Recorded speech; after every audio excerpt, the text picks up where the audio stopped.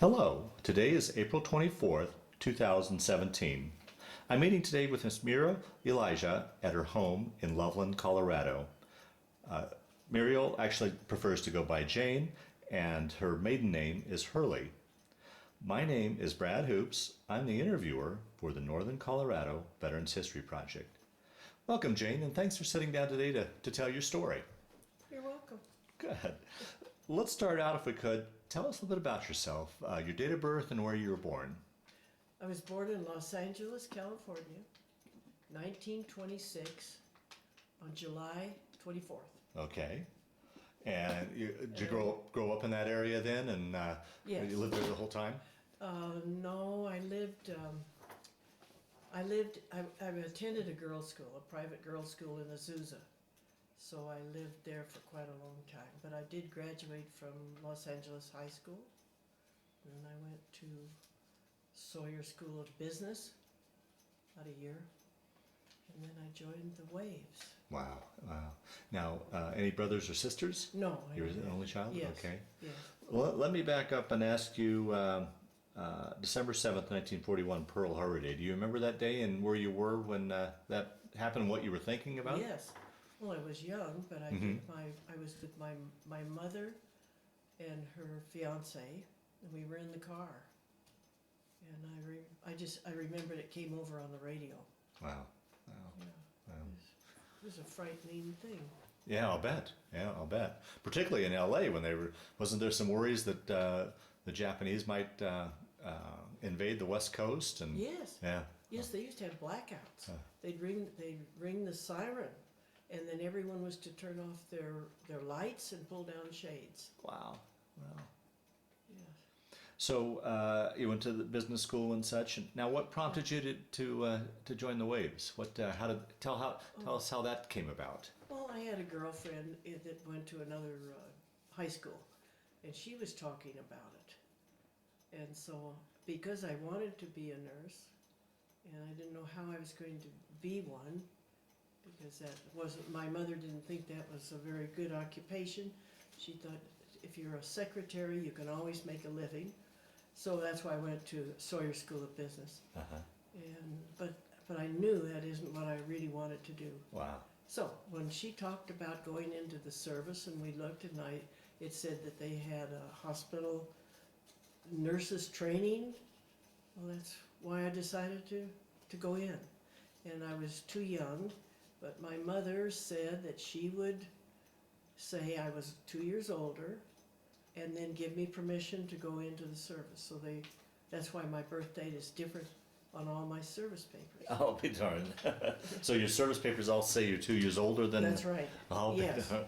And so she finally relented and said it'd be fine to become a nurse, or. Well, I don't know if she even knew that that's what I had in mind. okay. She probably didn't. I don't think she did. Well, and it should be noted before we move on that with women you had to be 20 to Yes. enter the service. Yes. With men, you only had to be 17 with a parent's permission. So the discrepancy in the sexes back then obviously really was. So after you, now did you end up enlisting then with that friend? Or Yes, we went in together. okay. Yes. And how soon after you guys enlisted did you take off for boot camp then? I think it was soon. Uh-huh. I graduated from high school, and I didn't graduate from the business college. I went there about a year, so it was, yeah. So I think after she talked to me about it, it was a very short period of time. And then where did you take off then to boot camp? We took a train. It's my cuckoo clock. We took a train from Los Angeles to the Bronx, to New York City. Clear across the country? Yes. Wow. Yes. What was that like? I mean, I'm looking at this 17-year-old girl, and many like in your generation really had never traveled too far away from home, and now you're taking a train cross country. I did. Yes. Wow. That must have been exciting. Or what was the feeling? Was it excitement? Were you scared? No, I was never afraid. But on leaves, from the boot camp, we'd go into New York City. We'd take a subway, and I'd never been on the subway before. Yeah, right, sure. So, and I do remember this. hope I don't offend anyone, but I thought that those were the rudest people I had ever encountered in my whole life, pushing and shoving, trying to get on the subway. Uh-huh. It was a real experience there. Wow. How was that transition for you going from civilian life into military life? Was that much of a transition? No, because I went to that private girls' school for years. Oh, okay. And So that it's kind of. kind of, it, Oh, you well, know, in a way, you know, you all eat together and everything's organized and, no, it's quite similar. Oh, good. Okay, So- good. And what was boot camp like for you and women as compared? You know, I know men's boot camp, but I don't know what a woman's boot camp. Talk a little bit about what going through boot camp was like for you. Well, I remember being very tired. Yeah. It was hard work, but we learned to march and march correctly, and we learned how to stand, because there's a way to stand with your hands behind your back that actually allow you to stand a long time. So I liked boot camp. Yeah. I thought everything went well. I did, in my notes, I remembered that we were in an apartment house, and they came out in the newspaper that we ruined the floors of the apartment house because we scrubbed them. So I thought, well, yes, we had to scrub. We used water on those floors. Maybe they were wooden floors. Oh. So we ruined the floors, they said. Is that your notes on Yeah, it? that was Okay. in my notes. Okay. I want to make sure we got that story in, because That was it. that's a funny one. Yes. And it must have been, I mean, going cross country, you talked about the New Yorkers, but you must have met a variety of other people from around the country that you normally wouldn't have never met in Southern California, like Southerners, or was there a mix of people in the... On the trade? No, in New York? New York and boot camp, and when you guys were... Yeah, well, I guess I'd just never been exposed to country, Yeah. Western music. Oh, And I okay. had a friend that was, or a person in the same, I don't know if we want to call it a cubicle, but she liked to listen to that. And I'd never heard that before. I was kind of interested in that country Western. It's kind of fun. But a funny thing about, that wasn't in my notes, but I've got to thinking about this. We had to dress in the morning quickly.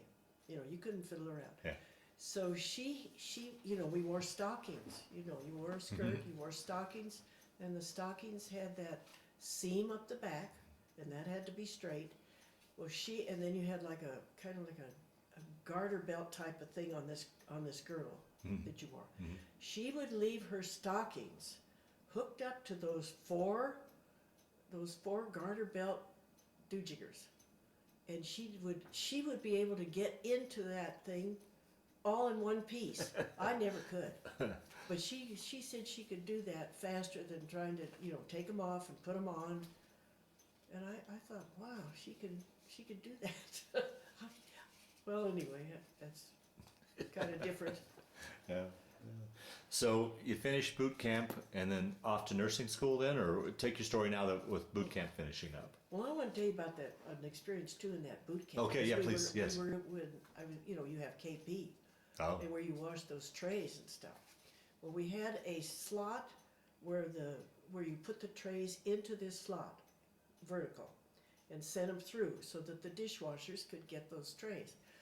Well, of course, we thought it would be funny. We had wet rags, and we would, when we saw someone was going to go in there past that, to throw a wet rag on them. Well, I threw this wet rag. Oh, it was a really good one, and it was a good shot, and I hit my supervisor. Oh. Oh, that wasn't good, because we thought it was so funny. Well, it was funny until I did that, Oh. and then it wasn't so funny. Oh. Did you get disciplined for it? I think so. Oh, boy. I can't remember what the punishment was, but I knew I'd done the wrong thing.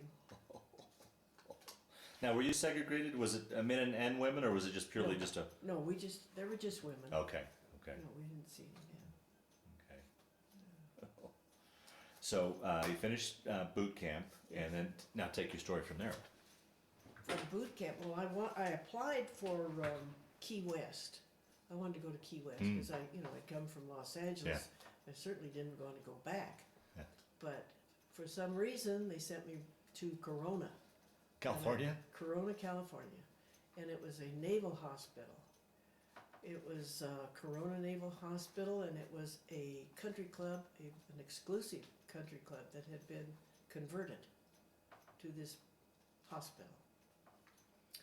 So I started to work. My first day, I just made my appearance, and then I saw this guy coming from this hallway on these crutches, and he was coming very fast, and he had his eyes on me, and I didn't know exactly what he had in mind, Yeah, right. because I remembered what happened at Times Square, how when the war ended and all, everyone was. Okay, so so we didn't get to that. So you were in New York when Yes. the war ended, then. Yes, Okay, I so was. I'm sorry, we need to back up and you need to talk about that. So you're in New York when the war ended, Yes. and we're actually down on Times Square. I was. Everyone was there. Describe what that was like during. I don't think they had any cars in the square at all. I don't remember any cars. I just remember people everywhere, in the streets and celebrating and stuff. And so I was there. I had to be with another girl. I didn't go in by myself, but I remember this sailor coming. And this is when sailors were running around kissing and stuff. Well, I didn't want to be kissed. Anyway, so I knew that's what he had in mind, and he started coming, and I started running, and he chased me. So I ran into a restaurant because I thought, well, I'll be safe in the restaurant, and then I ran clear through. I remember seeing people at the tables, and I found the ladies' room. I thought, man, I'm going to be safe in the ladies' room. But it was fun to be in Times Square, and it was wonderful that the war had ended. Yeah. Now, was that VJ Day or VE Day? That would be VJ Day. When the war was entirely over, or when it was over in Europe. Well, I don't know for sure. Oh, okay. Maybe I shouldn't answer that. Yeah. Okay. Boy, to be a historical place like that. I know it. Moment. Oh, it was exciting because everyone was happy. Yeah. Oh, imagine the relief. I just remember hundreds of people. It was fun. Yeah. It was good. Yeah. Okay, so now moving forward, you get transferred out then to California, and you start at the hospital out there, and Yes. that guy comes running at you. He did with those crutches. It isn't easy, but it's funny looking to see someone really trying to run with crutches. Yeah. But anyway, I went to the nurse's station, and I felt like I was safe there. But I wanted to tell you what those guys did, those patients. They like to tease, and so you had to take the temperature and the pulse and the respiration at least once a day, maybe twice. And what they would do is they would take their fist and contract it, so you couldn't get it. You wouldn't get a true reading. Oh. They thought that was really funny. They thought that was funny. And then I want to tell you about back at that boot camp. Yeah. Okay. Yeah. In the nurses' training, because I didn't tell you about that. Oh, so you did your nurses training out? I did my training at the Bronx. Oh, okay. So we do need to back up. Yes, I did it there, and we got along fine with everything. They even took us into Hunter College for a certain subject, and I've tried to think of the name of it. It might have been Materia Medica, but I remember we went to Hunter College for that particular subject. And then the time came when we knew we were going to have to give injections. Well, now we practiced on oranges. Then the time came when she said, you're going to have to give your partner a shot. And then she's going to give you one. Well, I remember that gal. She came and her hand was shaking with that needle in it, and I thought, oh, she's going to come and try to give me a shot in my arm. But anyway, we made it through it. I gave her one, she gave me one. So you took your nurses training there in the Bronx, and you said took some classes there at Hunter College, correct? I just remembered one. One, okay. And I tried to think of what that was, and I think it was Materia Medica, but I'm not positive. Now, how was it? You'd gone through nurses training. Was it everything you wanted? You said you'd always wanted to be a nurse, and was it everything you thought it would be? Yes. Yeah. Oh, good. It was wonderful. Oh, good. Yes. And took to it and knew Yes. that's okay. Yes, Good. I liked it. Good. So out in Corona, then you're talking about how the guys teased you and Yeah. And then I want to tell you about that my first injection. okay. Maybe I should back up. The doctor would come, and then, I would assist. A nurse assists him, and he would treat gunshot wounds and anything else.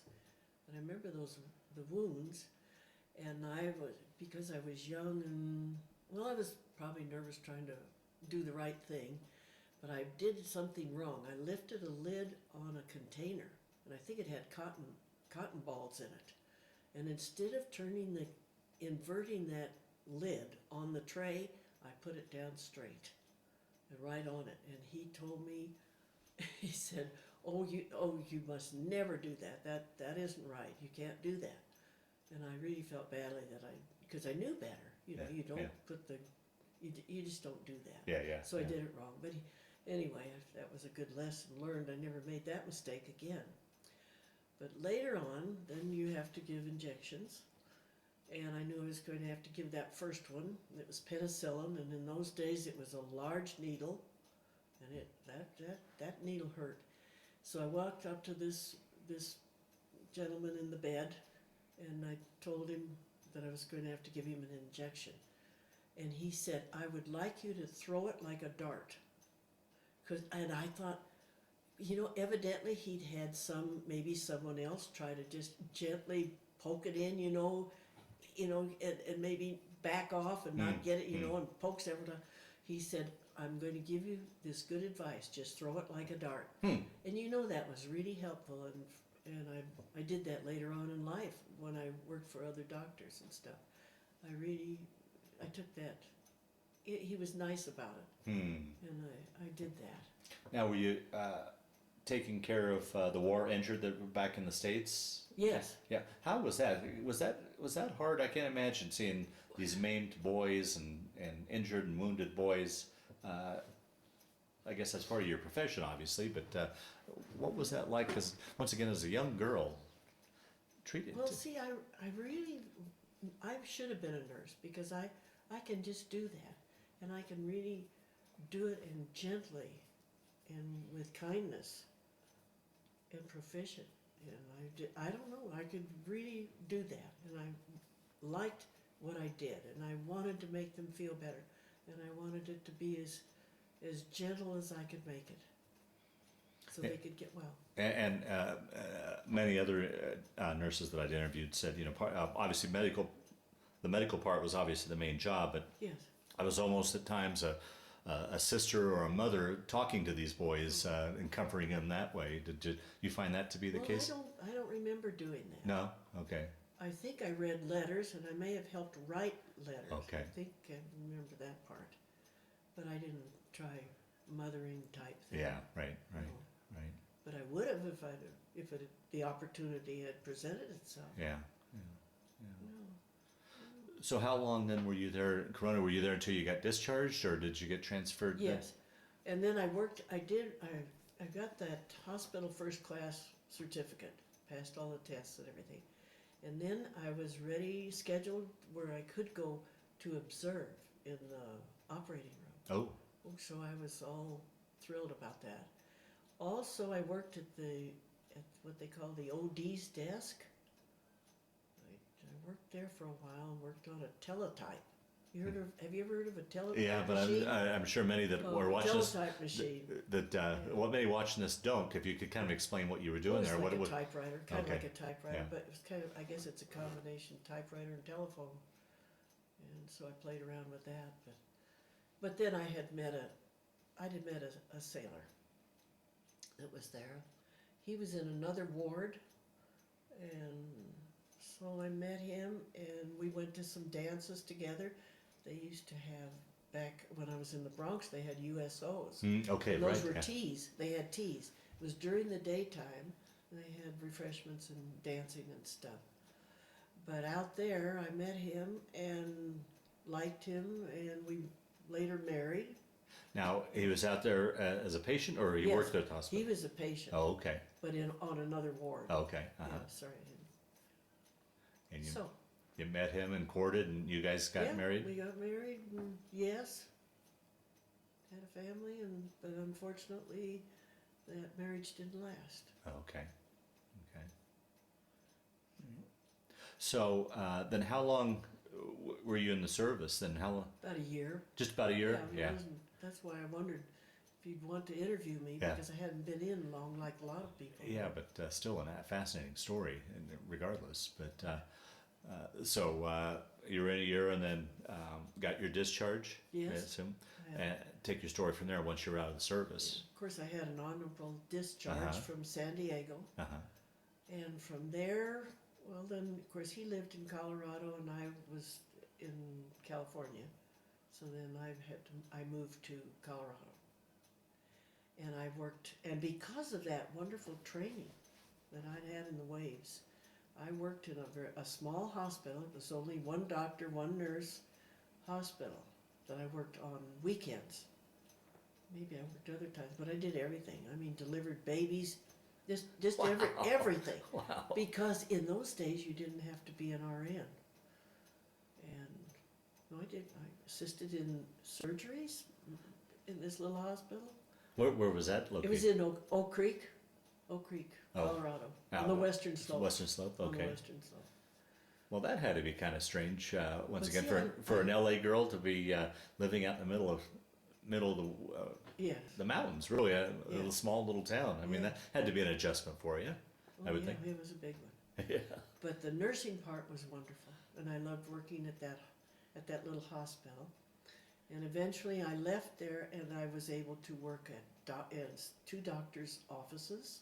They did minor surgery, and I was just made for surgery, I guess. I don't know. Huh. But I really, that's what the waves did for me. They Uh-huh. gave me that wonderful opportunity. But like I said, I didn't go on to be an RN.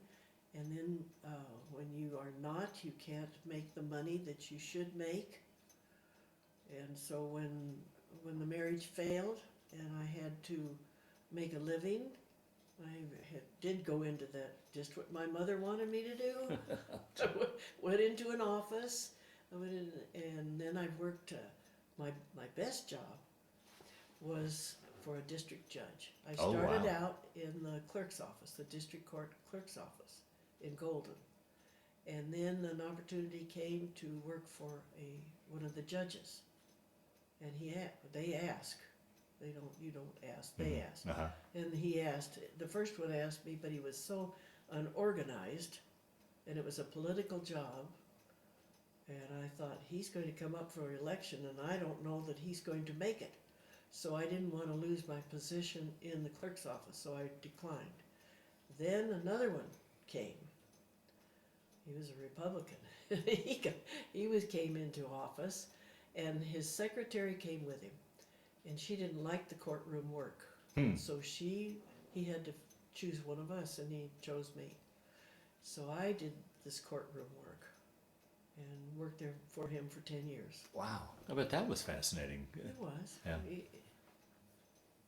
Except, you know, people are always, they're unhappy, Yeah. and they were unhappy.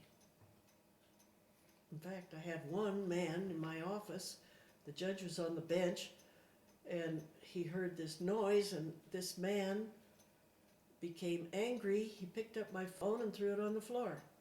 And so then the judge sent the bailiff in, and I told him what had happened. So it was, it was a good job, a good paying job, and long vacations. No, it was a good job, Oh, good. good opportunity. And so you just never had the opportunity to get back into nursing. That pretty much ended your nursing career. No, after that I did. Oh, you did? Yes. Oh, yes. Oh, Yes, I worked for this one doctor on call for 20 years. really? Yeah. And the other one was a urologist. I worked for him for 2 years. On call, vacations and Okay. new girls or, that type of thing. So you never entirely gave it I up. never did really give it up. Yeah. Yeah. No, Oh, wow. I liked it. Hmm. So that's about Yep. Yeah. Well, quickly, you want to talk about family? Any children, grandchildren? Well, I had 3 children, Uh-huh. and they have children. So the grandchildren are wonderful. Yeah. Great grandchildren. I have several great grands. Wow. So I have quite a few. But we have fun together now. Hmm. The little ones, we go to the park. Yeah. Have fun. Yeah. Yeah. Through the years, did you ever keep in touch with any of the gals that you served with? Any sort of reunions, anything like that? Oh, I wish I could. Yeah. I wish so. Because there was one of those girls was named Lorraine, and I liked her so much. And I didn't. Somehow I lost track. And Yeah. Yeah. You Didn't just get to. get going on with life and get busy. Yeah. Yeah. Yeah, I felt bad about that. Hmm. Well, as we kind of wind down this interview, Jane, is there anything I didn't talk about or ask about that you wanted to talk about? So that ideally I know we probably only got the tip of the iceberg, but as best we could to round out your story, is there anything else left out that you can think of that we didn't touch on? No, I can't think of anything. Okay, okay. I Well- just looked at to be in the waves. It always made me feel proud that I was in it. Oh, you bet. Yeah. I really, yes. And you were kind of cutting edge. I mean, it really is when the women really started to get into the service. I mean, so it was a kind of a cutting edge sort of thing as well, kind of a pioneer type of opportunity, I guess, if you will. But wow. Well, the last question I like to ask, and I think you kind of talked a little bit about it earlier. When you look back at that time in the service, did it change your life, play a role in your life, affect your life at all, or do you look back on it now as just a chapter in your life that you went through? How would you answer that? Well, I just look back on it thinking that I liked it, that I was happy I could be of some service, for one thing, and I was happy to be in those hospitals, that hospital, and help. I think that's it. I've always been glad I was in the service. Yeah. Oh, wow. Wonderful. Truly. Wow. And I'm all for servicemen and service people, and policemen and firemen. Okay. Well, Jane, I want to thank you for sitting down to tell your story today, but just as important, I want to thank you for your service to our country. Oh, I wish it could have been longer.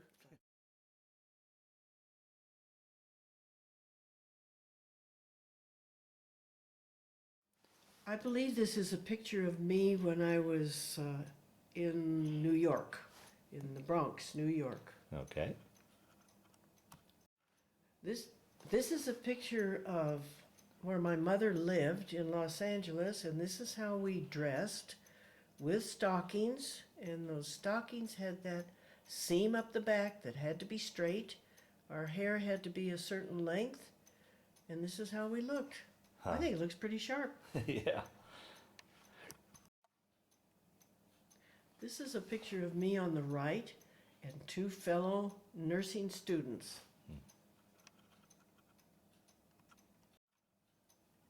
This is a picture of Corona Naval Hospital, and that's the main entrance, and it was converted. It was a country club that was converted to a hospital. What was your living conditions like for you guys? Was Nice. it Nice. dorm type things, or did you have one of the rooms from from the original hotel, or? No, I believe we had dorms, and several in a dorm. Okay. This is a certificate when I accomplished all my tests for hospital apprentice first class. So I'm pretty proud of that. We studied, I passed the tests, and so that paper is important to me. You betcha. I was honorably discharged from the service in 1946 and in California, in San Diego, California. This is a letter to me from President Harry Truman. thanking me for being in the service. Oh, very nice.